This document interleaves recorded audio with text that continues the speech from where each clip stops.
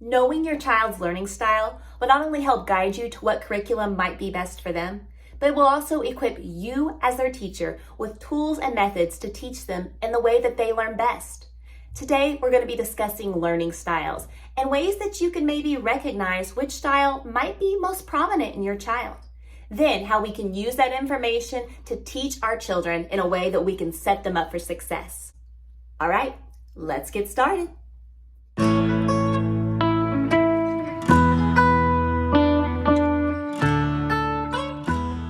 Hi, my name is Emily and welcome to my channel.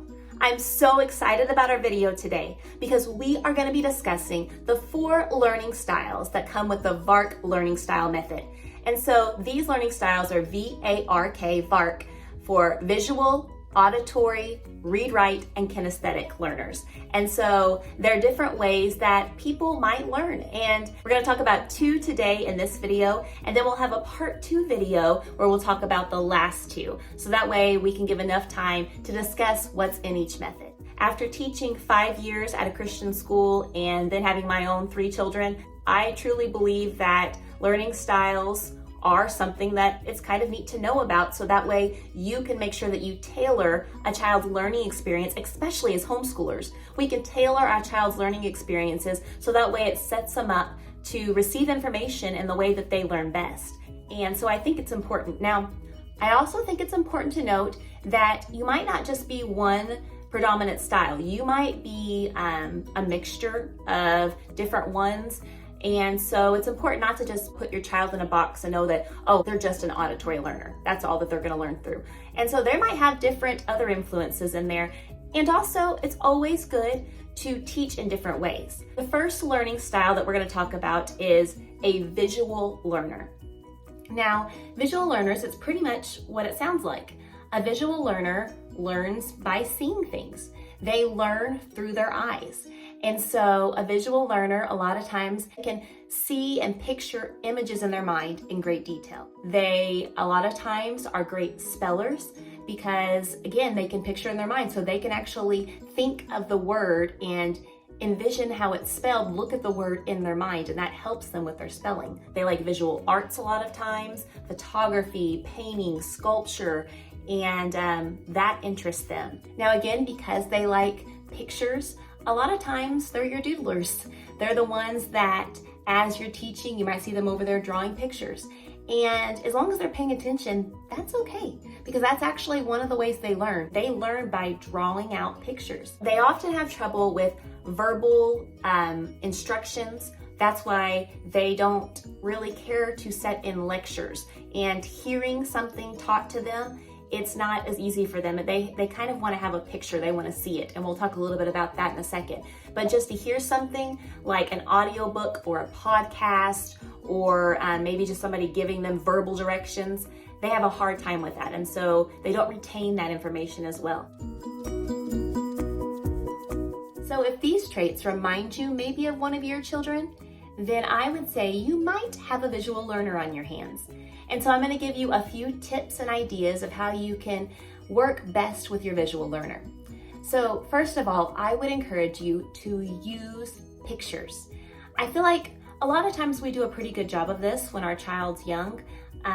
Like for instance, for when I'm teaching my children phonics, we're using the ACE program.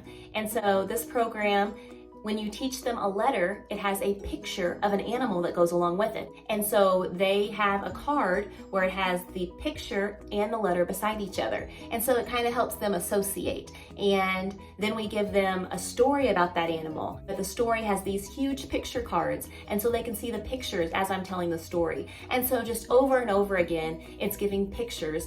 And we do Bible stories with pictures. And I just think it's really important.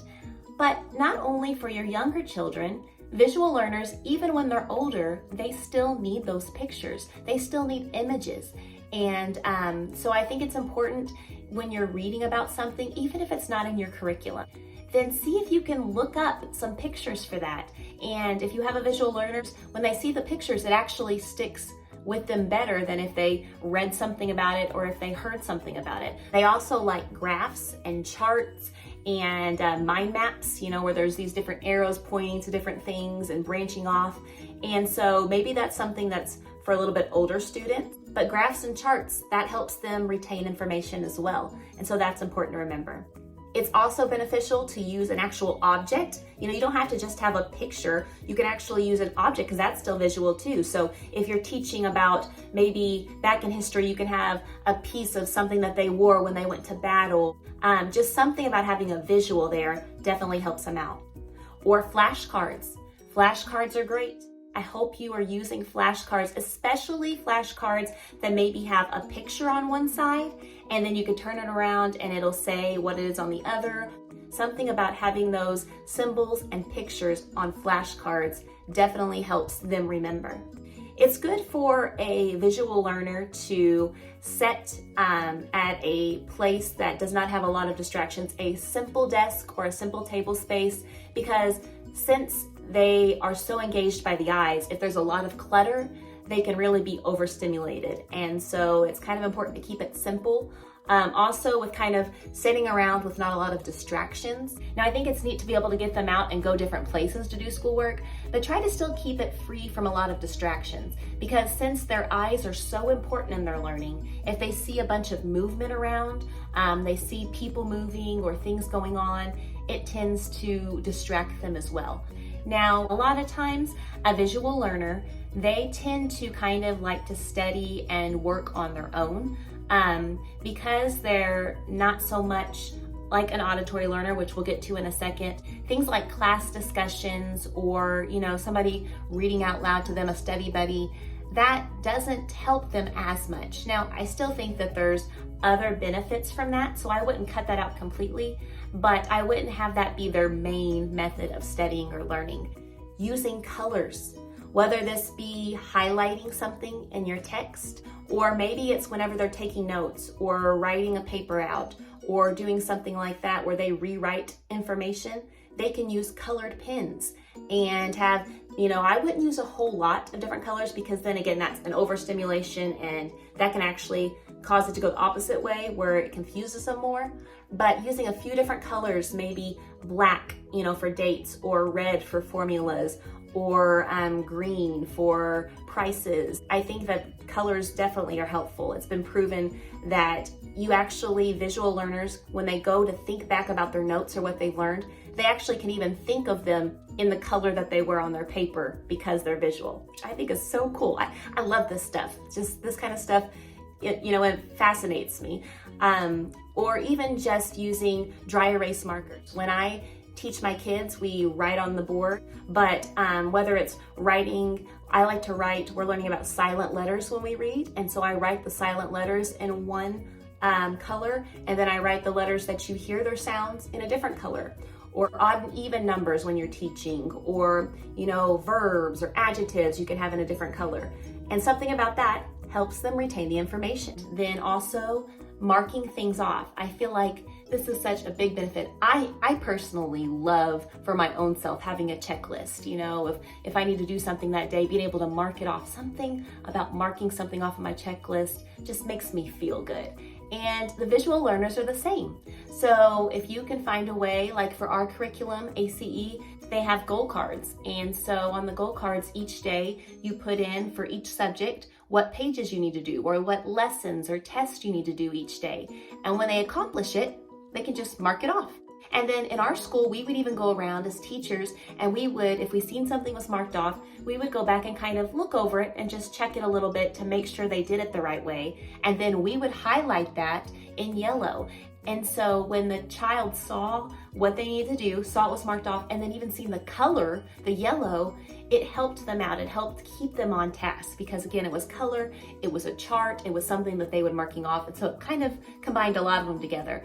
Using underline, if you underline something or make it in bold or italics, then that draws their eye, and visual learner remembers something, that there's something different about that. You can tell them to, after you've taught them something, you can ask them to draw it in a picture. And so whatever you've taught them about, you can ask them, okay, now can you draw a picture of that for me? And something about having to physically draw it out and see a picture definitely helps them out. And finally, you could just have them close their eyes and just kind of focus and visualize pictures in their mind.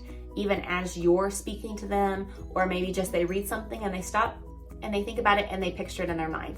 And again, because it's all through seeing and pictures and not just words that they hear or read, those things can definitely help out a visual learner. All right, the second type of learning style is A for an auditory learner. Now, these are the learners that do best by hearing the information. They would rather hear it than see it. And so verbal information is key to an auditory learner. Some of their traits that they have. First of all, maybe they've heard song lyrics. They've only heard a song a couple times. They're normally are ones that will sing the whole song through and know all the lyrics just by hearing a song a couple times because it's something they heard through their ears. They definitely thrive on lectures, the lecture style, of a teacher standing up or talking to them and telling them information. They would rather receive their directions. If they needed directions or instructions, they would rather somebody just tell them what to do or how to do it rather than read about it. They would rather listen to a podcast or an audio book and get their information that way than reading an article or picking up a textbook. So in a lot of ways, they're kind of opposite from our visual learners, because our visual learners, again, they need to engage the eyes and see the pictures and the charts and the colors. Whereas the auditory learner, they need to engage the ears. And so they're able to remember things like the names or phone numbers or addresses by hearing them. And that's their best way to receive the information. They also tend to be your hummers and your singers. So, if you hear them working and or singing, and it's just because that's part of an auditory learner. They like music and they like that type of thing. So those are some of the traits that a auditory learner might have. So if you maybe see your child in some of those traits, it might be important to listen to the tips, because some of these tips might be beneficial for an auditory learner that you have. So the first tip is to read aloud. Now, of course, this comes by in different ways. First of all, read alouds. As a teacher doing a read aloud book, I believe that's beneficial to every type of learner. Now, I don't know for a visual learner if it's a specific hard information that they need to know, that I would give it all just through verbally by reading it through a book. But if it's like, reading, trying to instill with them the love of literature, I think it's important to do it to every type of learner.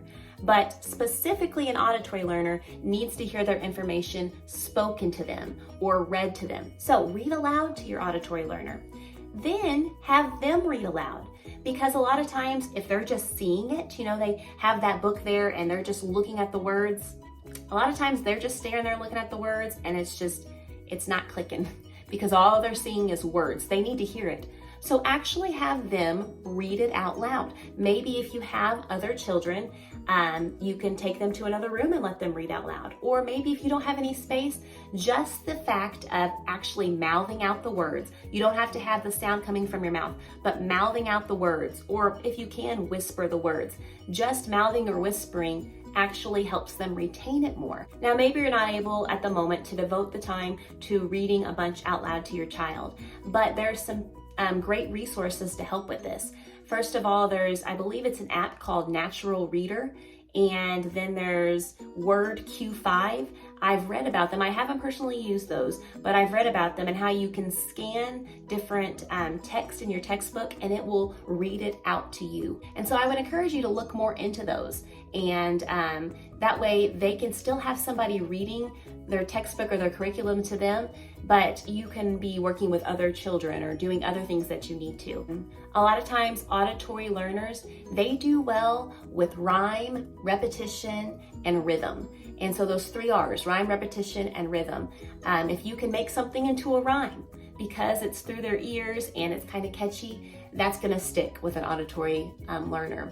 Or repetition, repeating it over and over out loud, repeating it, not just in your mind, but repeating it over and over out loud is definitely gonna help.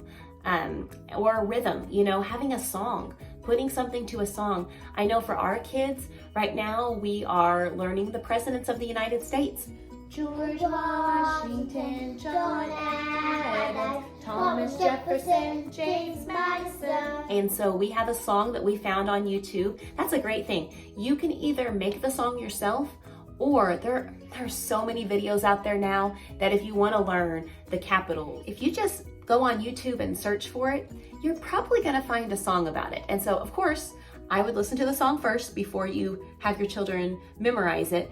But I really think songs are a great resource. Not just, we use them a lot when we have little kids, but even when you get older, teaching your kids songs of how to remember information is so important. And then even if you don't have a song to it, just kind of saying it in the same way, people kind of think it's a little funny, but like we're learning our scriptures. We have all have sinned and come short of the glory of God, Romans 3:23. And we say it that exact way every time. We don't just say, all have sinned and come short of the glory of God, Romans 3:23. Because when we say it, all have sinned and come short of the glory of God, Romans 3:23, then it sticks in their head and it's kind of like a rhythm or a song. And so just things to beats and rhythms definitely stick with an auditory learner.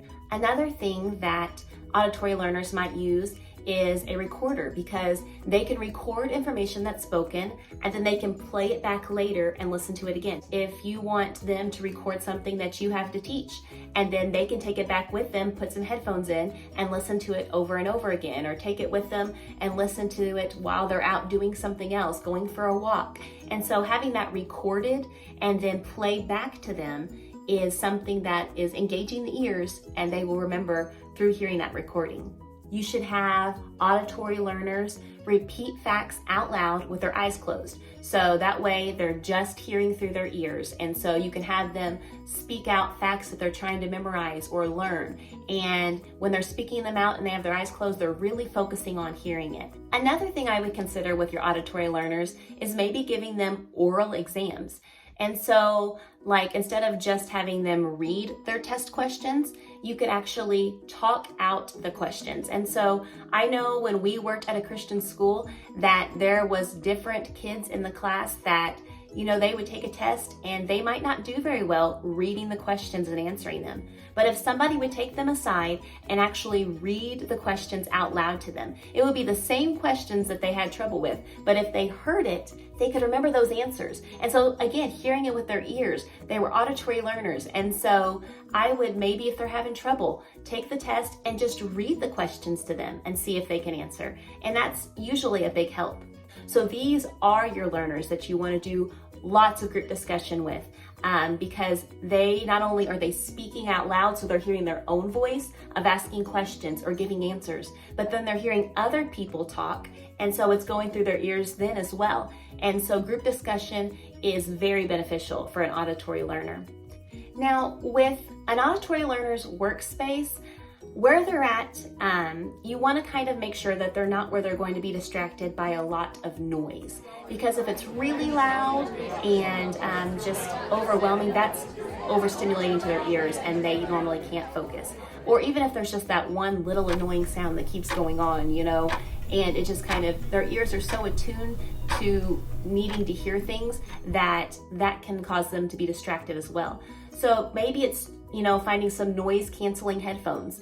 But the thing is that a lot of times they don't like complete silence either. So if you could find like some real soft music to kind of drown out some of the background noise, and they kind of, you know, they can hear that, maybe some calming music. And you don't want it to be overwhelming to where they're not focusing on their work, but enough to drown out some white noise might be beneficial to your auditory learner. So I would just kind of play with it and see what works best for your child.